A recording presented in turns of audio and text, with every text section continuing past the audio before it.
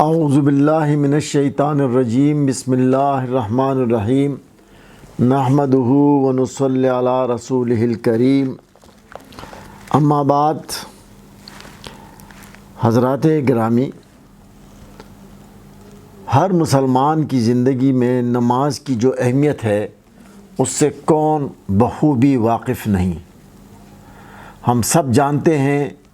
کہ کلمہ توحید کے بعد جو پہلا رکن بنتا ہے وہ ہے نماز۔ نماز کو دین کا ستون بھی کہا جاتا ہے۔ رسول پاک صلی اللہ علیہ وسلم نے نماز کی جتنی تاکید فرمائی اور قرآن پاک میں جتنی بار بلکہ بار بار قرآن پاک کا جو ذکر آیا، جسے کہا جاتا ہے کہ تقریباً 800 مختلف جگہوں پر قرآن پاک میں نماز کا ذکر آیا ہے کہ نماز کو قائم کیا جائے۔ تو ان باتوں سے ہمیں معلوم ہوتا ہے کہ نماز مسلمان کے زندگی میں کتنی اہمیت رکھتی ہے۔ شاعر نے کیا خوب کہا کہ روز محشر کہ جاں گداز بود اولی پرسش نماز بود، کہ روز محشر کو جب کہ بہت سخت دن ہوگا، پہلا سوال نماز کے بارے میں کیا جائے گا۔ اب اگر نماز اتنی ہماری زندگی میں اہم ہے تو آج کے لیکچر میں اس نماز کے حوالے سے کوشش کروں گا کہ ایک مختصر سے لیکچر میں کما حقہ تفصیل کے ساتھ یہ بات ظاہر کروں کہ نماز کی اقامت کیا ہے اور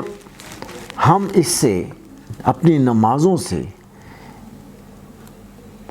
پوری طرح کیسے فائدہ اٹھا سکتے ہیں۔ یہ بات انتہائی اہم ہے اور ہماری زندگی اور ہماری دنیا اور ہماری آخرت کا اس کے ساتھ گہرا تعلق ہے۔ اس لیے اس لیکچر کو غور سے سنیے گا، اور اگر آپ کو یہ پسند آ جائے تو اسے آپ ضرور اپنے چاہنے والوں کے ساتھ شیئر کیجیے گا تاکہ انہیں بھی اس کا کما حقہ فائدہ حاصل ہو سکے۔ ہم اپنی نمازوں کو کتنا سنجیدہ لیتے ہیں، کتنا سیریسلی لیتے ہیں، اور ہم ان سے کتنا فائدہ اٹھا سکتے ہیں اور کتنا اٹھا رہے ہیں، یہ ہے آج کے اس لیکچر کا موضوع۔ بقول اقبال، مسجد تو بنا لی شبر میں، ایمان کی حرارت والوں نے، من اپنا پرانا پاپی ہے، برسوں میں نمازی بن نہ سکا۔ تو آخر یہ نمازی بننے کا راز کیا ہے، اسی کے حوالے سے آج کے لیکچر میں بات کروں گا۔ سامعین و ناظرین، رسول پاک صلی اللہ علیہ وسلم کا ارشاد پاک ہے، اس طرح نماز پڑھو جس طرح مجھے نماز ادا کرتے ہوئے دیکھتے ہو۔ اور اس قول پر علماء نے، ائمہ کرام نے بڑا کام کیا، اور رسول پاک صلی اللہ علیہ وسلم کے حوالے سے اذان، وضو، تکبیر اولیٰ سے لے کر سلام تک تمام ارکان نماز کو محفوظ کرنے کی کوشش کی تاکہ مسلمان اسی طرح نماز ادا کرے جیسے رسول پاک صلی اللہ علیہ وآلہ وسلم نے ادا کی۔ اس حوالے سے کچھ چھوٹے موٹے اختلاف بھی سامنے آتے ہیں۔ مثلاً آپ اذان ہی کے حوالے سے لے لیجئے تو کچھ لوگ اذان سے پہلے درود و سلام پڑھ لیتے ہیں، کچھ لوگ اذان کے بعد درود و سلام پڑھتے ہیں، کچھ لوگ نہیں پڑھتے، کچھ لوگ اذان کے اندر کچھ تھوڑا سا اضافہ کر دیتے ہیں، کچھ لوگ نہیں کرتے۔ تو یہ چھوٹے چھوٹے اختلافات اپنی جگہ پر ہیں، لیکن بنیادی ڈھانچہ نماز کا ایک ہی ہے۔ اسی اور کچھ اختلافات اس طرح کے بھی ہے کہ کچھ لوگ نماز میں ہاتھ یہاں باندھنے کو ترجیح دیتے ہیں، کچھ لوگ ناف پر باندھتے ہیں، کچھ لوگ تھوڑا سا نیچے باندھتے ہیں، کچھ لوگ مکمل طور سے کھلا ہاتھ رکھتے ہیں۔ یہ بھی کچھ اختلافات ہیں، اور اسی حوالے سے علماء نے یہ بھی فرمایا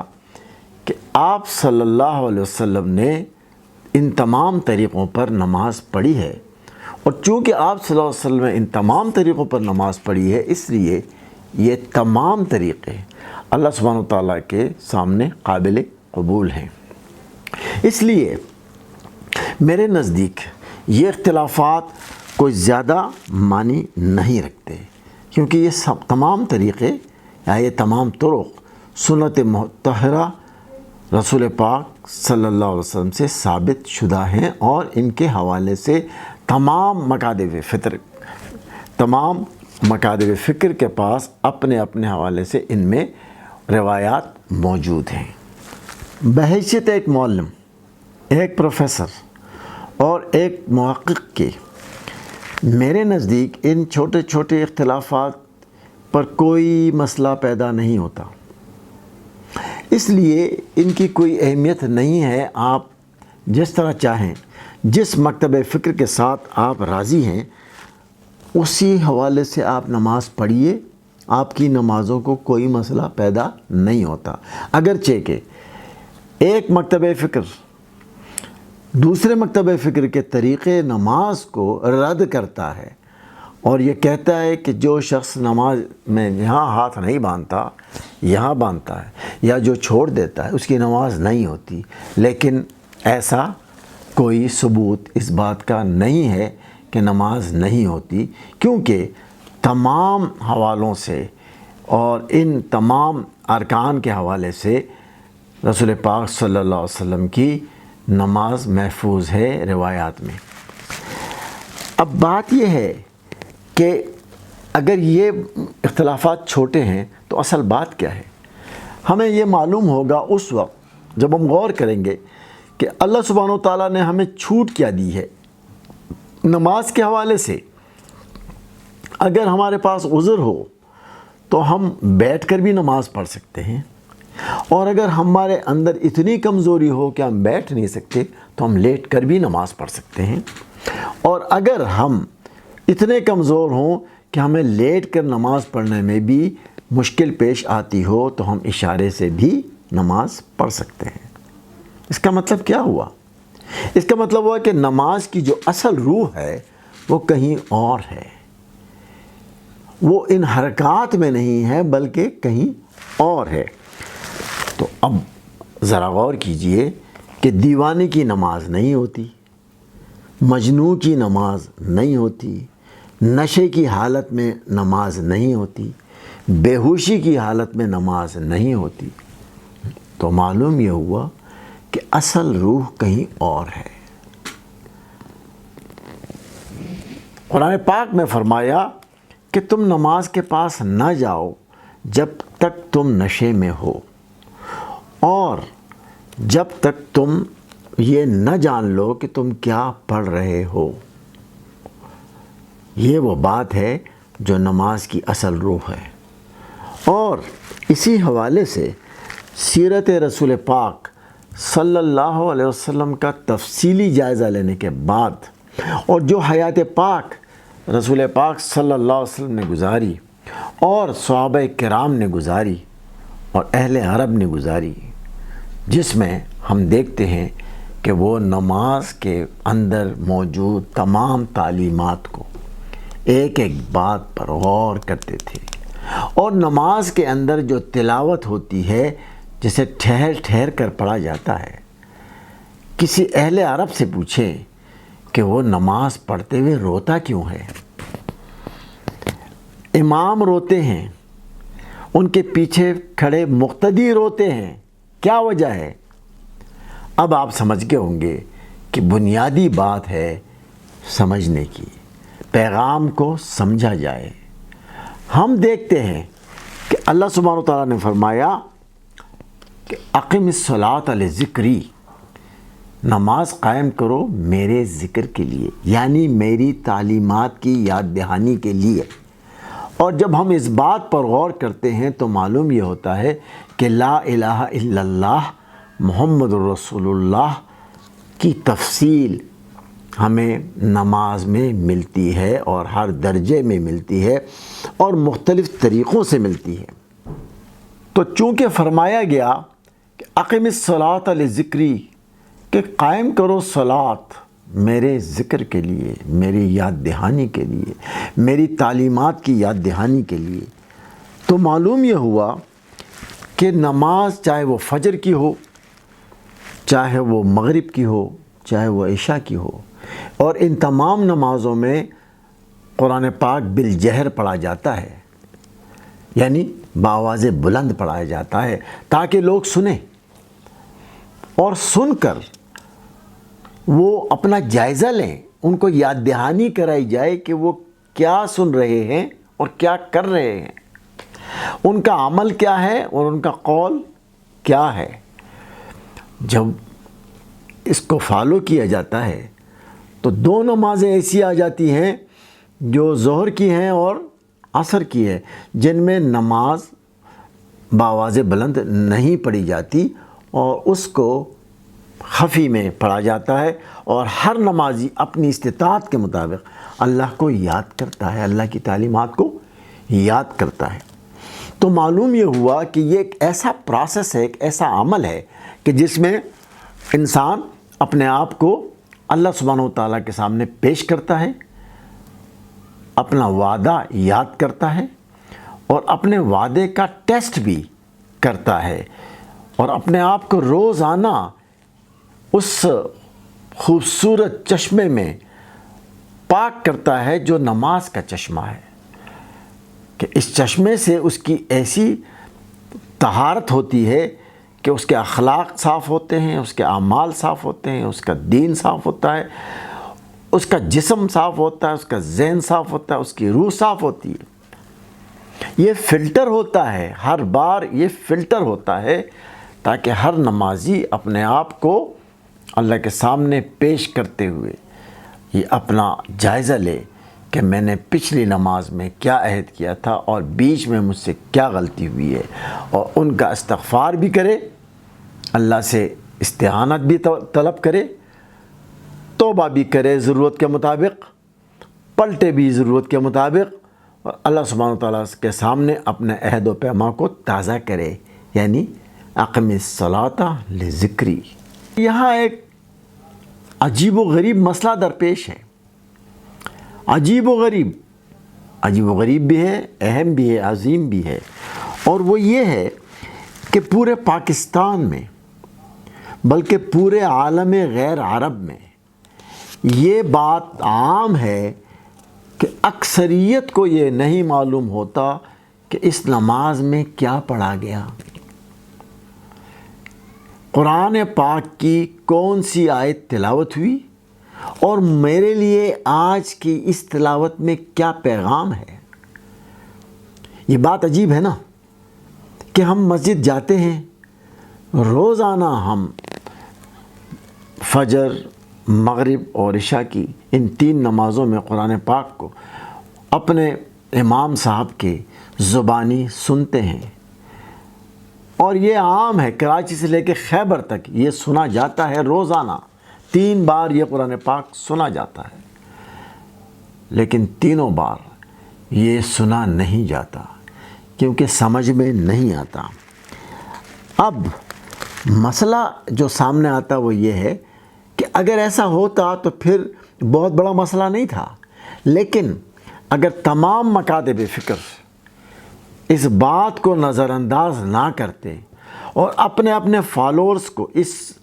راستے پر لگاتے، اس راہ پر لگاتے، اس ٹریک پر لگاتے کہ ہمارا اصل مقصد یہ ہے کہ ہم جو نماز پڑھنے آئے ہیں اسے سمجھنے کی کوشش تو کریں، ہم ابتدا تو کریں، کیا یہ عجیب بات نہیں کہ ممبر رسول صلی اللہ علیہ وسلم سے اس بات پر تو زور دیا جاتا ہے کہ ہاتھ یہاں باندھیں یا یہاں باندھیں، اس بات پر زور دیا جاتا ہے کہ شلوار ایڑی سے اوپر ہو یا نہ ہو، زور دیا جاتا ہے اور انگلی کے ہلانے تک گائیڈ کیا جاتا ہے، پاؤں کے درمیان فاصلے تک کو گائیڈ کیا جاتا ہے۔ لیکن اگر نہیں کیا جاتا تو اس بات پر گائیڈ نہیں کیا جاتا کہ لوگوں کو یہ معلوم ہو کہ قل هو اللہ احد کے کیا معنی ہے، اللہ الصمد کے کیا معنی ہے، لم یلد کے کیا معنی ہے، لم یولد کے کیا معنی ہے، وَلَمْ يَكُنْ لَهُ كُفُوًا أَحَدٌ کے کیا معنی ہے۔ سوال یہ ہے کہ وہ نمازی کیسے بنے گا، اسے کیسے علم ہوگا کہ میں نے اللہ سبحانہ وتعالیٰ کی تعلیمات کی کتنی یاد دہانی مجھے ہوئی، کتنا فالوور میں ہوں، کتنا فالوور مجھے بننا ہے اور میں کیا کر سکتا ہوں۔ تو جب ہم اس حوالے سے سوچتے ہیں اور یہ بات سمجھ میں آتی ہے کہ رسول پاک صلی اللہ علیہ وسلم نے تو ایک ایک لفظ کو سمجھا، ایک ایک لفظ کو سمجھایا، اپنے صحابہ کرام تک پہنچایا، اور وہ عرب تھے اور انہوں نے ساری دنیا تک اس پیغام کو پہنچایا۔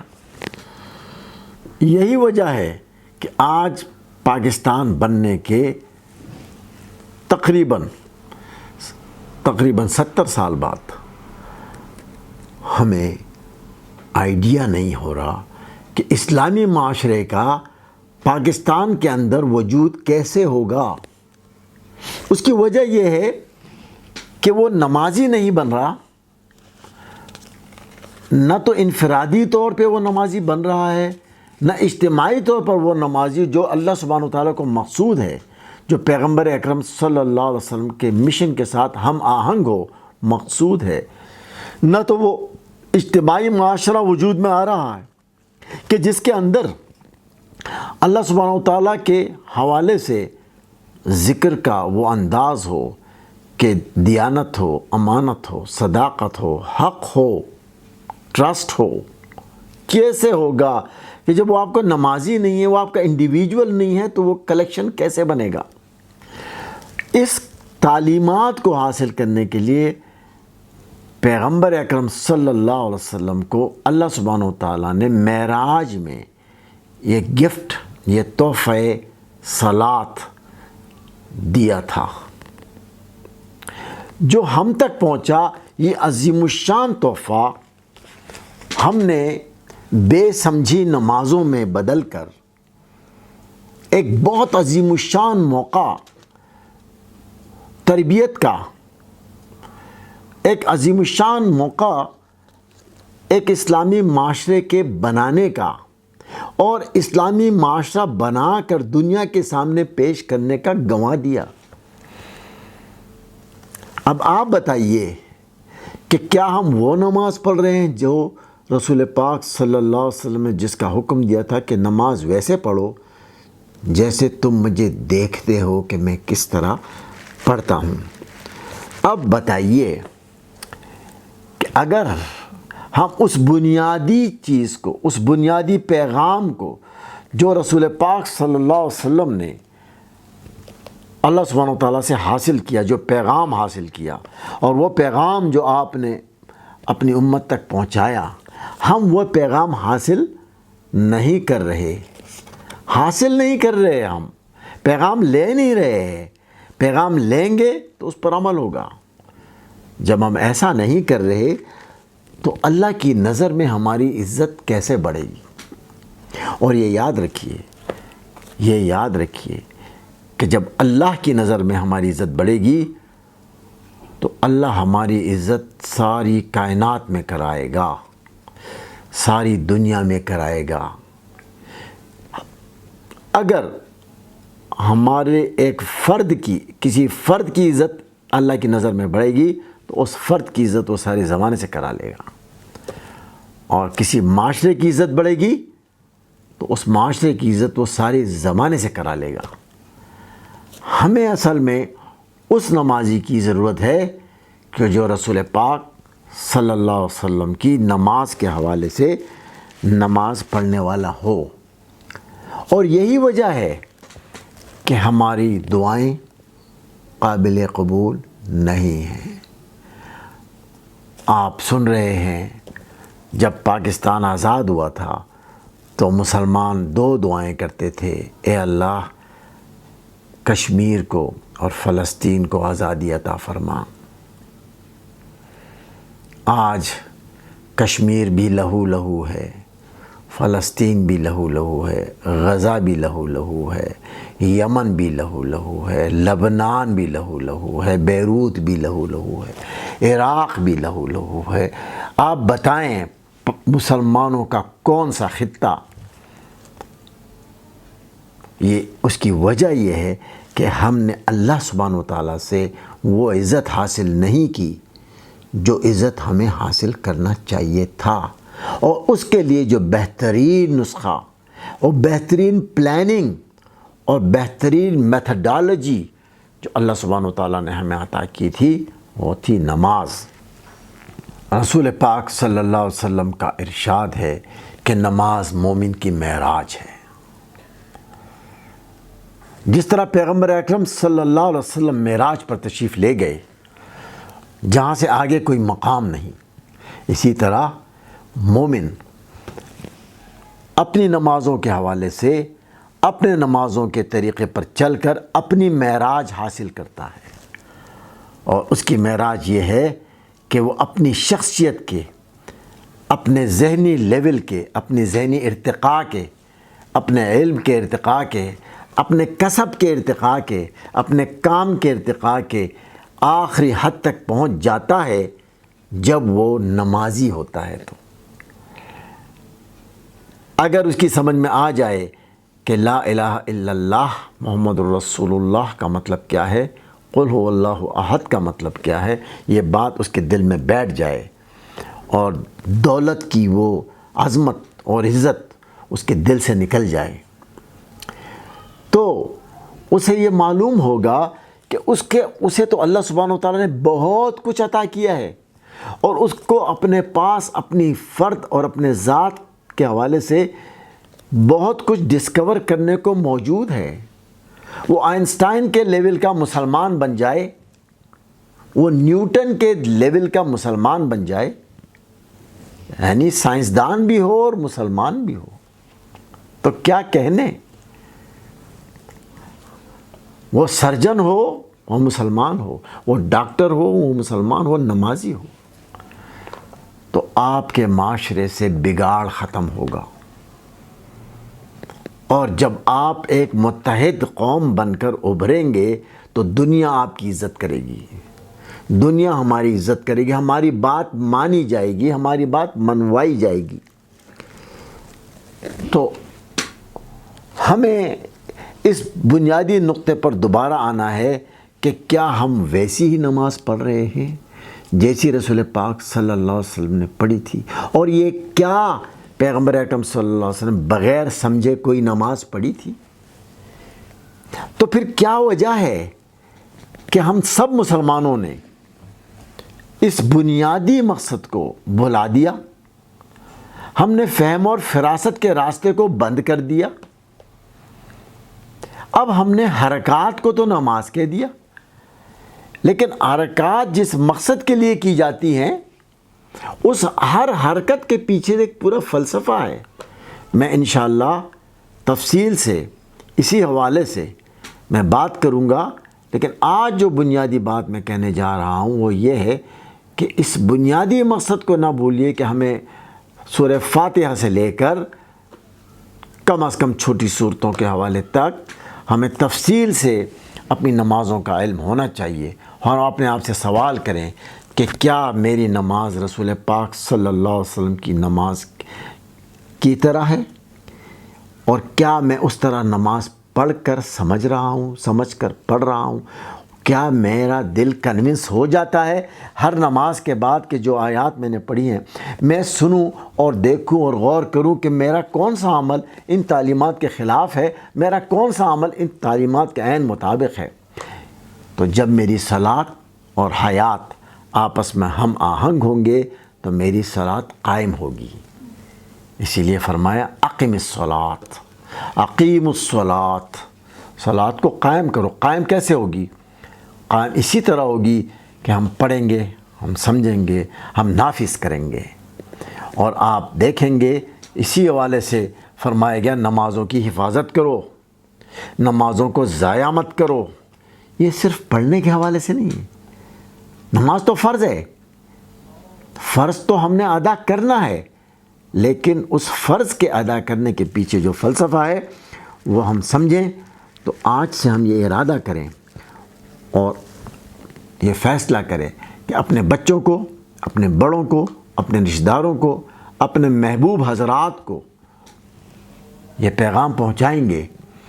کہ ہم نے اپنی نمازوں کو پڑھ کر سمجھنا ہے، سمجھ کر پڑھنا ہے، اور ہم نے اپنی زندگی میں اس چیز کو لاگو کرنا ہے۔ اور ہر بار تعلیمات حاصل کرنے کے بعد ہم نے اپنے آپ کو چیک کرنا ہے کہ کیا میری نماز ویسی ہو رہی ہے جیسی رسول پاک صلی اللہ علیہ وسلم کی نماز تھی۔ اس سے جو معاشرہ قائم ہوگا وہ ایک نمازی معاشرہ قائم ہوگا، اور اسی سے صلاۃ قائم ہوگی۔ وما علینا الا البلاغ المبین۔ جزاکم اللہ لی ولکم۔ السلام علیکم ورحمۃ اللہ وبرکاتہ۔